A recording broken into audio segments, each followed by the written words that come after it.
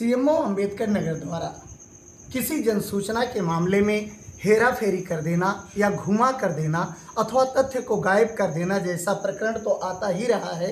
लेकिन सबसे बड़ी दिक्कत तब होती है अंबेडकर नगर में जब दूर दराज के लोग इंजेक्शन लगवाने आते हैं रेबीज का, कि उन्हें कुत्ता काटा होता है।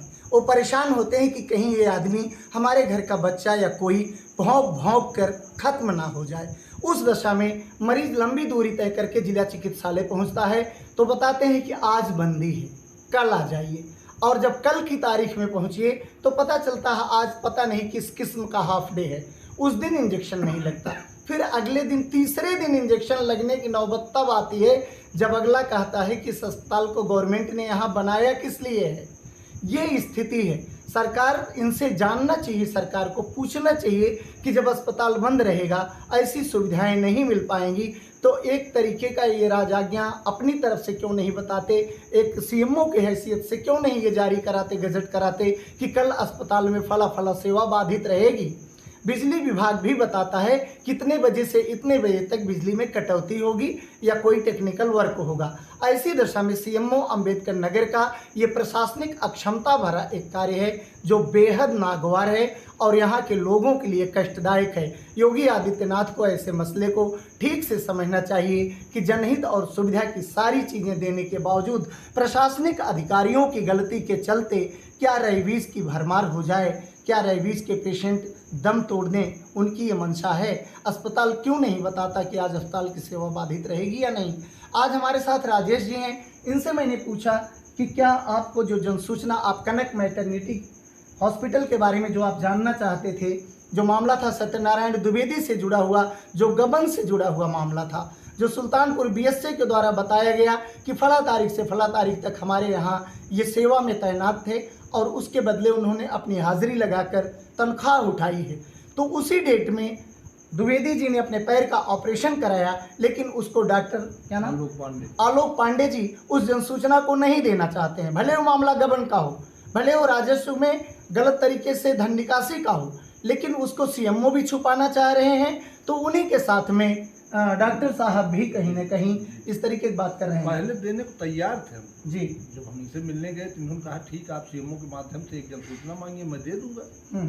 तो हमने जब सीएमओ के माध्यम से जनसूचना मांगा तो फिर पता नहीं क्या इनका उनका हुआ, अपना ये उसको मुकर गए। मामला गबन का है, हेरा फेरी का है और डॉक्टर साहब कहते हैं कि सीएमओ से कहिए और सीएमओ बताते हैं कि ये विश्वसनीयता की बात होती है मरीज के साथ में डॉक्टर की।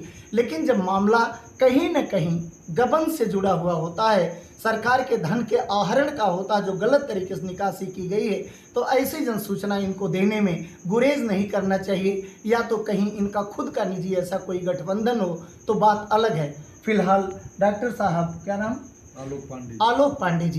आलोक पांडे जी को तो ऐसा नहीं करना चाहिए। दूसरी तरफ जितेंद्र मणि जी हैं, जितेंद्र मणि जी इनकी बेटी के जेठ हैं।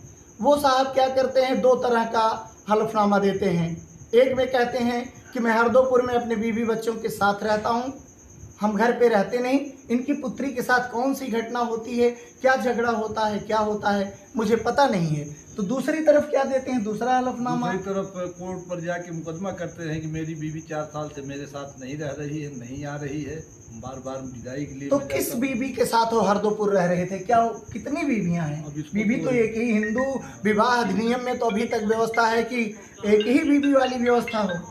तो ऐसी दशा में उन्होंने किस बीवी को कहा है कि मेरी बीवी मेरे साथ हरदोपुर रहती है।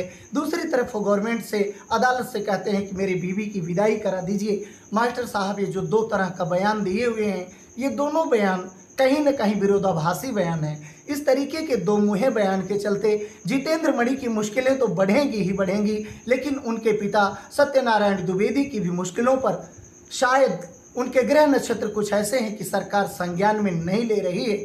योगी सरकार पारदर्शिता और साफगोई की बात करती है, लेकिन इतनी खबर चलने के बावजूद आखिर क्या कारण है कि योगी सरकार एक गबन के मसले पर मौन साध कर बैठी हुई है। ये सवाल है राजेश उपाध्याय का। क्या कहते हैं आप? अब यही कहते हैं कि हम 1 साल से लगातार लगे हैं, हमको अभी तक जनसूचना नहीं मिल पाई है पूरी तरह से। ये लोग उसमें हिल्ला हवाली कर रहे हैं। इस मामले में कोर्ट का कभी बीएसए महोदय देते हैं कि हमारे यहाँ कोई डाटा मानव संपदा पोर्टल पर उपलब्ध नहीं है, तो कभी लिख कर देते हैं कि मानव संपदा पर सब उपलब्ध है, ये उपस्थित थे। अब यही सब बीएसए अम्बेडकर नगर को आपने नोटिस भिजवाया? नहीं, बीएसए को हमने नहीं दिया है। अपने वहाँ सुल्तानपुर हम बीएसए को दिया था हमने। ये सुल्तानपुर जिले में थे ना। समझ रहा हूँ, सुल्तानपुर बीएसए को ही जी। अगर वो कहते हैं कि डाटा उपलब्ध है, जी। फिर कहते हैं कि उपलब्ध नहीं है, जी। तो है और नहीं है जी। जो एक कंट्रोवर्सी है, इसके लिए उनको कोर्ट में लाने के लिए आपने अपने वकील से मदद मांगा कि नहीं? हाँ, मांगे हैं जी, बताया उन्होंने। सीएमओ अम्बेडकर नगर हाँ। और आलोक पांडे के बाबत आपका सब, क्या एक्शन होगा? सब लोग आएंगे, लोग बताएंगे कि विश्वसनीयता का, मरीज और डॉक्टर का एक विश्वसनीय व्यवहार होता है, इसलिए हम इनको जो है जन सूचना नहीं दिए जी। और सक्षम अधिकारी के कहने पर हम जन सूचना देंगे। अच्छा। हाँ। तो जो दहेज का मुकदमा कायम हुआ था आपकी तरफ से, जी। तो उस पर जो है लोगों ने बेल करा लिया है? 3 लोगों की बेल हो गई है और 4 लोगों का तो नाम निकलवा लिए थे, वही फर्जी बयान, वंदना अग्रहरी ने सब लिख करके। 4 लोगों का किनका बयान नाम निकला है? नाम निकला था उसमें जितेंद्र द्विवेदी का, वंदना द्विवेदी का, अर्चना द्विवेदी का, रोली द्विवेदी का। जी। 4 लोगों का नाम वही फर्जी बयान इन लोगों का लिख करके, जिसमें उन्होंने बताया है कि त्रिभुवन प्रसाद प्रजापति ने बताया कि मैं अंजलि उपाध्याय का रिश्तेदार हूँ।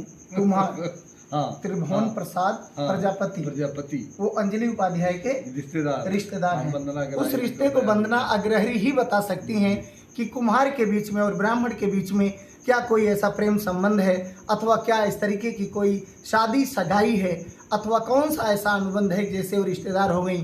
वंदना जी को शायद भारतीय संस्कृति और यहाँ के चलन के बारे में ठीक से अंदाज़ा नहीं है।